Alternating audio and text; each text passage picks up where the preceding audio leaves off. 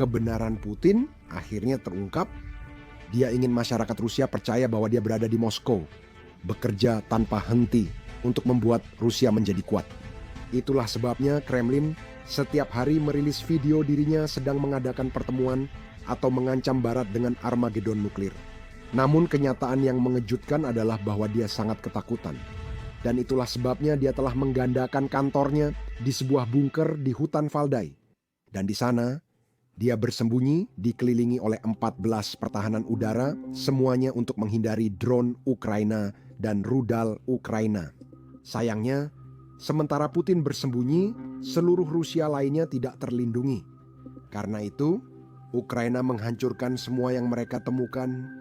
Ini mencakup pelabuhan, kilang, dan pabrik Rusia. Rusia runtuh di bawah beban kebohongan Putin sendiri. Tapi sekarang semuanya mulai terungkap. Inilah investigasi besar-besaran. Lihatlah gambar-gambar ini di layar Anda. Menurut Kremlin, semua ini berada di kantor yang sama. Kremlin ingin menampilkan citra bahwa Putin selalu bekerja. Dia berusaha menjaga negara tetap aman dan kuat. Padahal sebenarnya hanya demi keamanannya sendiri. Jadi, berikut sedikit latar belakang. Kantor utama tempat Putin seharusnya bekerja adalah Novo-Ogra.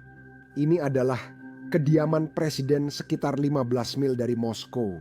Itulah sebabnya, setiap kali Kremlin menerbitkan video atau foto Putin, mereka selalu memberi label lokasi kediaman presiden ini. Contohnya Putin bertemu pemimpin lain, menggelar pertemuan keamanan, atau menyalahkan NATO atas hal baru. Labelnya selalu di tempat yang sama karena alasan sederhana. Kremlin ingin setiap orang Rusia percaya bahwa Putin selalu berada di Moskow, bekerja dari tengah Rusia. Dia tidak takut pada apapun atau siapapun, bahkan saat operasi militer khusus sedang berlangsung. Jika Anda memperhatikan dengan saksama video-video yang dipublikasikan Kremlin ini, Anda akan menyadari hal itu. Kantor tersebut sebenarnya tidak sesuai dengan kantor kepresidenan yang berada di luar Moskow selama 25 tahun terakhir. Ini salah satu contohnya. Lihat gagang pintu itu. Di kantor asli, gagang pintu ada di atas lipatan.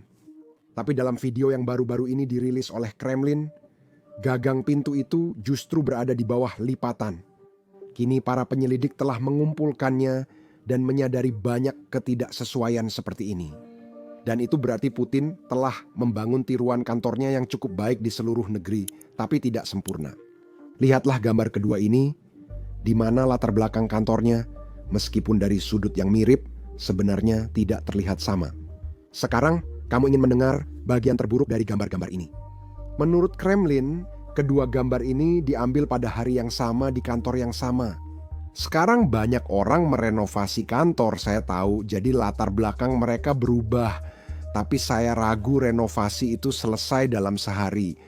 Jadi pertanyaannya muncul, di mana Putin dan mengapa dia melakukan ini? Nah, dari laporan sebelumnya kita tahu bahwa Putin memiliki 3 kantor yang identik di seluruh Rusia. Satu tentu saja ada di Moskow, satu lagi di Sochi yang merupakan kota wisata di Rusia Selatan, dan satu lagi di Valdai. Ini adalah kota berhutan di antara Moskow dan Sankt Petersburg.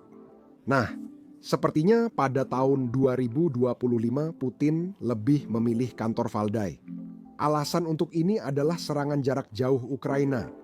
Begini, Moskwa adalah kompleks kepresidenan di tengah kota terbesar di Rusia. Putin tidak bisa menempatkan terlalu banyak pertahanan udara untuk melindungi kompleks ini karena itu tidak bagus secara tampilan. Kamu tahu maksud saya? Dan yang di Sochi, itu tepat di sebelah laut dan dibangun di atas tanah yang tinggi. Jadi lebih sulit untuk bertahan dari drone Ukraina dan rudal Ukraina, tapi yang di Valdai itu sempurna. Itu berada di dalam hutan. Tidak banyak orang yang bisa melihat di mana lokasinya. Itu berarti memberi Putin perlindungan yang cukup untuk pada dasarnya memenuhi area tersebut dengan pertahanan udara. Dan itulah yang sedang dia lakukan. Menurut laporan ini, Putin telah mengelilingi istana itu dengan 14 pertahanan udara. Dan pada tahun 2025, dia menghabiskan sebagian besar waktunya di area ini. Ini memberitahu Anda semua yang perlu Anda ketahui tentang bagaimana perang ini berjalan untuk Vladimir kecil. Namun, Putin tetap ingin rakyat Rusia yakin bahwa dia telah berusaha maksimal menyelamatkan negara dan melindungi kedaulatan Rusia. Itulah sebabnya dia menjual kalender. Saya tidak bercanda, lihat saja. Kalender Putin 2026 sudah dirilis di Rusia. Saya punya beberapa. Seperti tahun-tahun sebelumnya, tidak ada gambar dari apa yang disebut operasi militer khusus, perang Rusia di Ukraina. Secara visual itu memang tidak ditampilkan. Inilah cara pembuat kalender ingin rakyat Rusia melihat Vladimir Putin sebagai pemimpin kuat dan bapak bangsa. Kutipan-kutipan Putin di sini menonjolkan kekuatan otot. Misalnya, perbatasan Rusia tidak berakhir dimanapun. Saya seekor merpati bersayap besi kuat. Lalu apa? Upaya membenarkan tindakannya seperti alang-alang. Saya telah berupaya agar Rusia menjadi negara independen dan berdaulat yang dapat mengambil keputusan sendiri. Saya tulis Rusia ini sejauh lebih kuat. 2-3 tahun terakhir sih, karena kita sedang menjadi negara yang benar-benar berdaulat. Dan ini adalah jawabannya atas pertanyaan saya di konferensi pers akhir tahun Putin tahun lalu tentang apakah meski ada konsekuensi negatif invasi Rusia ke Ukraina, dia tetap merasa telah melakukan apa yang Boris Yeltsin perintahkan. Jaga Rusia. Saya bakti Rohani di menjaga negara ini. Kami juga telah mundur dari jurang kehancuran. Jika ada di antara kalian yang memutuskan untuk membeli kalender itu, pastikan gunakan kode BASICS untuk mendapatkan pengiriman militer khusus gratis selama 3 hari. Sekarang, untuk membandingkan perilaku Putin dengan perilaku Presiden Ukraina, coba tebak apa yang dilakukan Zelensky. Sepanjang hari, saya di Zaporizhia.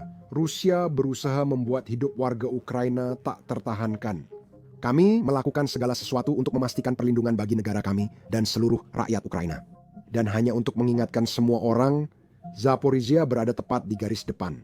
Zelensky secara rutin pergi ke garis depan karena dia peduli dengan negaranya.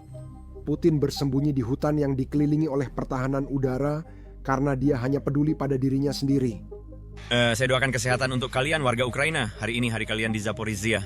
Saya doakan kesehatan untuk kalian warga Ukraina. Hari ini saya di Zaporizhia mengunjungi brigade tempur kita. Brigade Mekanis terpisah ke-65 yang sebagai bagian dari Korps ke-17 membela negara kita di arah Orekov, serta para prajurit Brigade Serbu Gunung terpisah ke-128 yang membela wilayah sekitar Stepnohirsk. Hari ini kami berdiskusi rinci dengan para komandan tentang kebutuhan dan cara memperkuat posisi serta arah kita. Ini sangat penting. Saya berterima kasih atas informasi yang mendalam tentang kesulitan di wilayah Zaporizhia ini, terutama di daerah Hulipoli dan arah Kamyansky.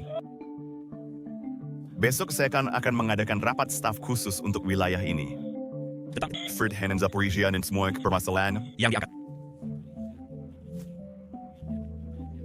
Seperti pepatah terkenal, dalam perang, moral sangat berpengaruh secara fisik. 3:1 berarti moral 3 kali lebih penting daripada jumlah atau kekuatan tentara dalam pasukan. Meski Putin rela mengorbankan Rusia demi wilayah Ukraina, dia tetap tidak akan menang perang ini. Dan kita bisa melihat itu hanya dengan melihat bahwa dia melindungi dirinya sendiri, bukan negaranya. Nah, Ukraina benar-benar memanfaatkan sifat egois Putin. Beberapa hari yang lalu, rudal jelajah Flamingo Ukraina dengan hulu ledak seberat 1 ton menghantam pelabuhan Tupas. Pelabuhan ini sangat penting bagi ekonomi Rusia, dan dalam beberapa minggu terakhir, Putin kesulitan mempertahankannya tetap terbuka. Jika Rusia gagal menjaga pelabuhan ini terbuka, mereka tak bisa kirim minyak lewat Laut Hitam, sehingga Putin tak bisa danai perangnya. Persamaannya sederhana, itulah sebab Ukraina menyerang pelabuhan ini tiap minggu. Baru-baru ini di bulan ini, pada tanggal 2 November, drone Ukraina juga mendatangi pelabuhan ini. Dan ledakannya sangat besar, lihatlah.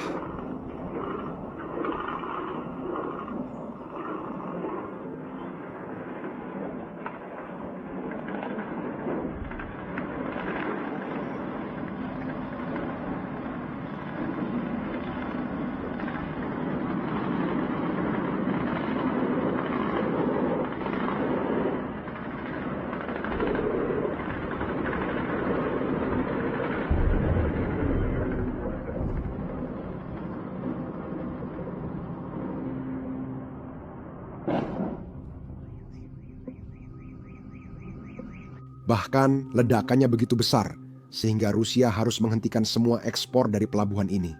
Saat mereka masih memulihkan diri dan memperbaiki, Ukraina kembali menyerang, kali ini menggunakan rudal Flamingo terbaru. Akibatnya tidak terlihat baik bagi Putin. Apa itu? Lihat.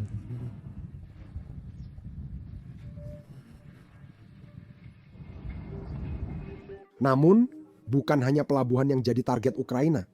Pada malam yang sama, sebuah kilang minyak Rusia diserang di Orsk. Kilang minyak ini memiliki kapasitas lebih dari 6 juta ton, dan selain itu, lokasinya sekitar 900 mil atau 1.500 km dari garis depan. Inilah alasan Putin bersembunyi.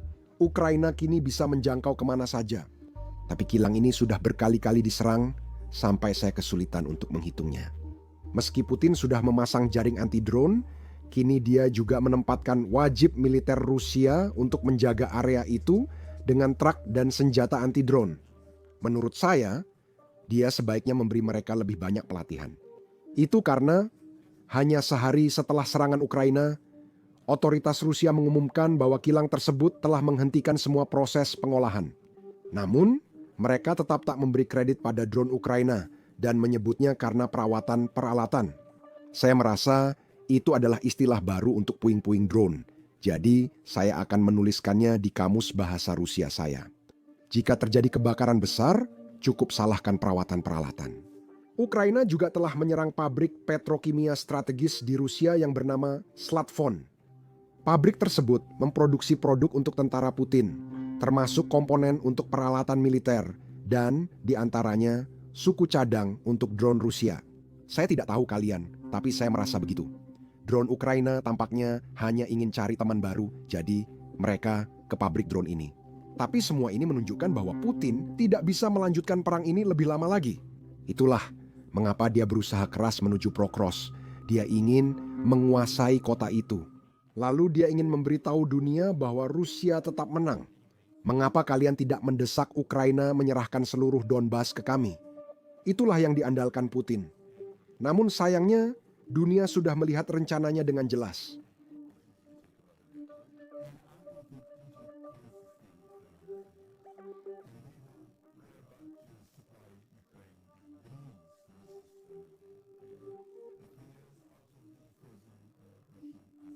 Sekarang Ukraina memproduksi hampir setengah dari drone dan rudal jelajahnya di dalam negeri.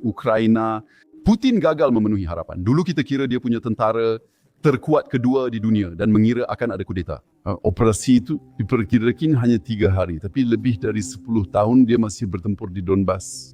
Terima kasih. Dukung liputan independen kami dengan menjadi anggota jika Anda menyukai video dan konten kami.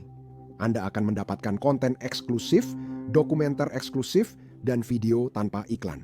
Ini sangat membantu kami berkembang di YouTube, jadi terima kasih banyak. Nama saya Sam dan sampai jumpa di video berikutnya.